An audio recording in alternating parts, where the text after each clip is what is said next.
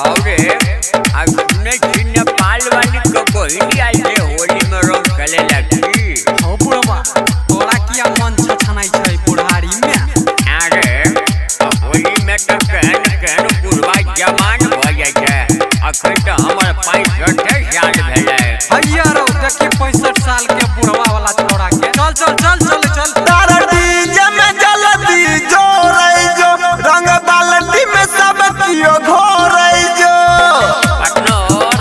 Partner बाल्टी ला रंगोर लालका लोग पियरका लोग। तारा डीजे में जल्दी जोरै जो रंग बाल्टी में सब कियो घोरै जो आई भौजी बहिन के समान रंग में डूबतई रे। पार्टनर जल्दी से पिचकारी लाओ आ भौजी बहिन के लहंगा में सटाओ तबे न ठोपे ठोप चुएगा। कथी ठोपे ठोप चुबेगा पार्टनर? अरे गलत मत सोचो आगे सुनो। पिचकारी जब चोली में छुबतई रे रंग लहंगा से टप टप चुबतई रे।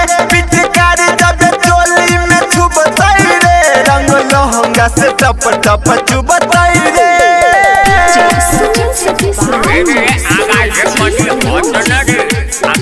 हमरो रंग लगावन दे आगे बाप छोरी के गाल दे। हे बुढ़वा हे हमरा माल पर जे नजर करे भने त ढेका खोल देबो। गोरे गोरे छै कर गाल रे छै देखै में छौरी कमाल रे।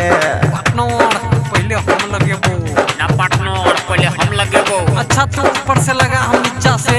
गोरे गोरे छै कर गाल रे छै देखै में छौरी कमाल रे। ऊपर से नीचा आगा से पीछा क दही लाले लाल रे। दिल के जोगार करै जो जनरेटर में लाके भरै जो आई दारू पी के खूबे डीजे पे सबे कूदतई रे। अरे पार्टनर जनरेटर बंद काहे हुआ रे? अरे पार्टनर तेल खत्म हो गया। अरे तेल खत्म हो गया तो एक बोतल दारू ढार दो। नहीं पार्टनर इंजन सीज हो जाएगा।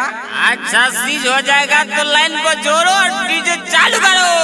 पार्टनर दारू लेके आओ डीजे बजाओ गर्दा उड़ाओ और सबको पकड़ पकड़ पकड़ के नचाओ। पिचकारी जब चोली में छुबतई रे रंग लहंगा से टप टप चुबतई रे।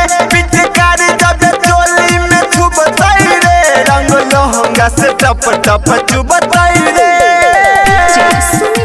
अरे पिचकारी लगा रंग कहीं रे कोरोना का टाइम जेटे में क्या रंग रे जी इहु बुढ़वा अपना देह में रंग रे लागे छे। हमरा कहे छे हेटियरा कोरोना का टाइम छे भागना त मारता धक्का।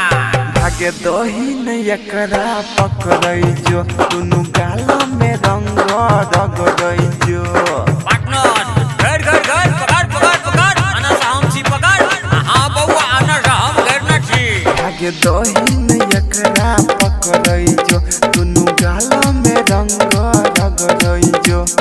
बेरा बेरी डालही लाइन लगा के आपस में कियो नहीं झगड़ै जो। गाना बजतही जीवछ के टोली में खूबे गरदा उड़ाबै जो होली में। राइटर रविंद्र अमित पीने छै तारिया में झूमतई रे। अमित भैया फिर सुबह सुबह तारीफ का गए का हमरा जैसा। अरे बक बरबक वो तो राते वाला है अभी दिन का डोज तो बाकी है। अच्छा ठीक है रे जीवो सिंह का गाना बजाओ और धूम मचाओ। पिचकारी जब चोली में छुबतई रे रंग लहंगा से टप टप चुबतई रे।